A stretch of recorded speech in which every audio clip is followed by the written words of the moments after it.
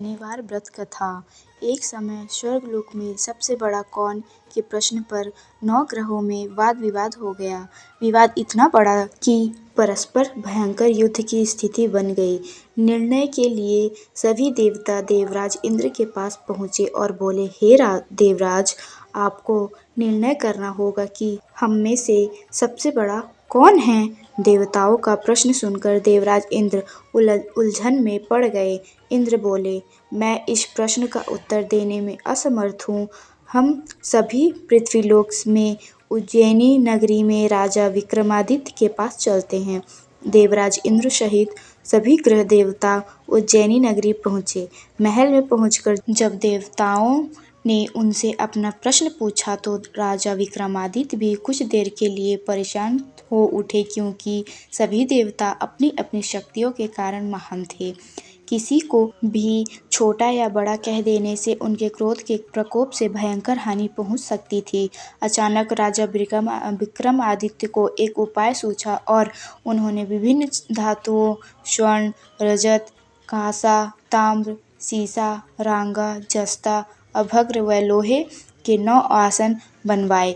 धातुओं के गुणों के अनुसार सभी आसनों को एक दूसरे के पीछे रखवाकर उन्होंने देवताओं को अपने अपने सिंहासन पर बैठने को कहा।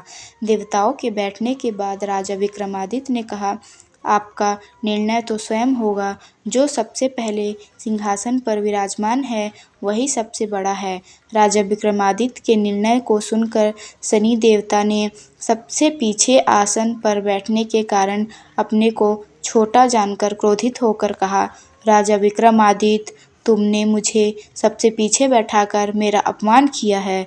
तुम मेरी शक्तियों से परिचित नहीं हो। मैं तुम्हारा सर्वनाश कर दूंगा। शनि ने कहा, सूर्य एक राशि पर 1 महीने, चंद्रमा 2.25 दिन, मंगल 1.5 महीने, बुध और शुक्र 1 महीने, बृहस्पति 13 महीने रहते हैं, लेकिन मैं किसी राशि पर 7.5 वर्ष 7.5 तक रहता हूँ। बड़े बड़े देवताओं को मैंने अपने प्रकोप से पीड़ित किया है।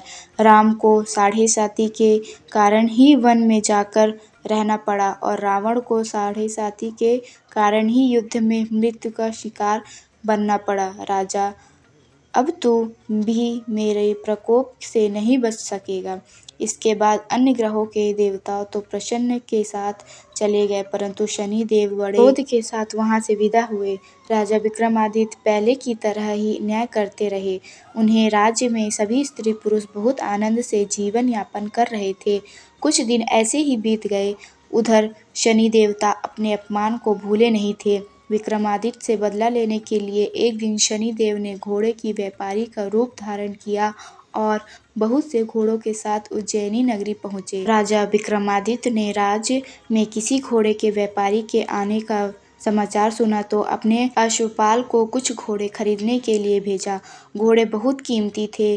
अश्वपाल ने जब वापस लौटकर इस संबंध में बताया तो राजा विक्रमादित्य ने स्वयं आकर एक सुंदर व शक्तिशाली घोड़े को पसंद किया। घोड़े की चाल देखने के लिए राजा उस घोड़े पर सवार हुए तो वह घोड़ा बिजली की गति से दौड़ पड़ा।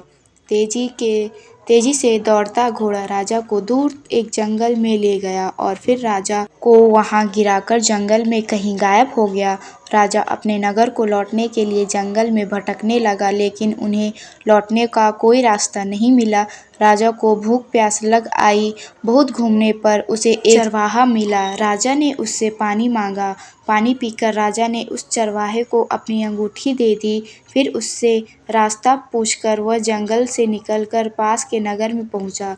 राजा ने एक सेठ की दुकान पर बैठकर कुछ देर आराम किया। उस सेठ ने राजा से बातचीत की तो राजा ने उसे बताया कि मैं उज्जैनी नगरी से आया हूँ।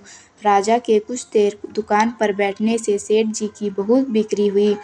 सेठ ने राजा को बहुत भाग्यवान समझा और खुश होकर उसे अपने घर भोजन के लिए ले गया। सेठ के घर में सोने का एक हार खूंटी पर लटका हुआ था। राजा को उस कमरे में छोड़कर सेठ कुछ देर के लिए बाहर गया।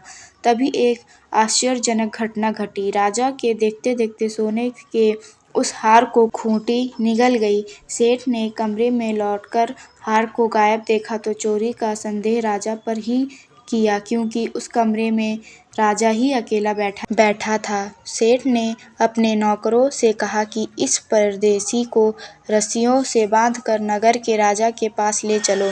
राजा ने विक्रमादित्य से हार के बारे में पूछा तो उसने बताया कि उसके देखते ही देखते खूंटी के हार को निगल लिया था। इस पर राजा ने क्रोधित होकर चोरी करने के अपराध में विक्रमादित्य के हाथ पांव काटने का आदेश दे दिया। राजा विक्रमादित्य के हाथ पांव काटकर उसे नगर की सड़क पर छोड़ दिया गया। कुछ दिन बाद एक तेली उसे उठाकर अपने घर ले गया और उसे अपने कोल्हू पर बैठा दिया। राजा आवाज देकर बैलों को हाँकता रहता। इस तरह तेली का बैल चलता रहा और राजा को भोजन मिलता रहा। शनि के प्रकोप की 6.5 पूरी होने पर वर्षा ऋतु प्रारंभ हुई। राजा विक्रमादित्य एक रात मेघ मल्हार गा रहा था कि तभी नगर के राजा की लड़की राजकुमारी मोहिनी रथ पर सवार उस तेली के घर के पास से गुजरी। उसने मेघ मल्हार सुना तो उसे बहुत अच्छा लगा और दासी को भेजकर गाने वाले को बुला लाने को कहा। दासी ने लौटकर राजकुमारी को अपंग राजा के बारे में सब कुछ बता दिया। राजकुमारी उसके मेघ मल्हार से बहुत मोहित हुई, अतः उसने सब कुछ जानकर भी अपंग राजा से विवाह करने का निश्चय कर लिया। राजकुमारी ने अपने माता पिता से जब यह बात कही तो वे हैरान रह गए। रानी ने मोहिनी को समझाया, बेटी, तेरे भाग्य में तो किसी राजा की रानी होना लिखा है, फिर तो उस अपंग से विवाह करके अपना पांव पर कुल्हाड़ी क्यों मार रही है। राजकुमारी ने अपनी जिद नहीं छोड़ी। अपनी जिद